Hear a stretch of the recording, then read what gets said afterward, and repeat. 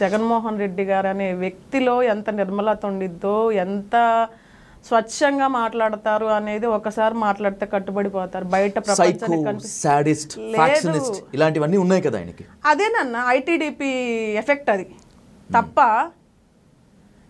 అది నిజంగా psycho, sadist, దుర్మార్గుడు అని చెప్పేసి ఏదైతే ప్రాపకాండా చేస్తున్నారో ఐటీడీపీ వాళ్ళు, జగన్మోహన్ రెడ్డి గారు ఒక రషీద్ కేసు కానీ, ఒక రాజ్ కుమార్ కేసు కానీ, అలాంటి కొన్ని వందల మంది వాళ్ళ రాష్ట్రంలో జరుగుతూనే ఉన్నాయి. జరిగినాయి, చనిపోయారు, బాధపడ్డారు, ఇళ్ల మీద పడి కూల్చారు, నడి రోడ్డుకి తీసుకొచ్చారు, ఉద్యోగాలు తీసేశారు, పిల్లలు స్కూల్లో చదువుకోనివ్వకుండా చేశారు. పర్సనల్గా నా పిల్లల్ని చేశారు, ఇంకా ఎంతోమంది పిల్లల్ని చేశారు.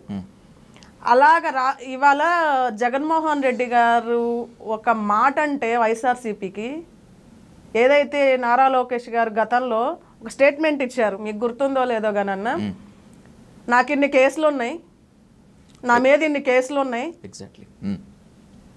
నాకంటే ఎవరికి ఎక్కువ కేసులు ఉంటే వాళ్ళకి నేను నామినేటెడ్ పోస్ట్ ఇస్తాను అని చెప్పేసి అన్నారు కదా. అన్నారు కదా.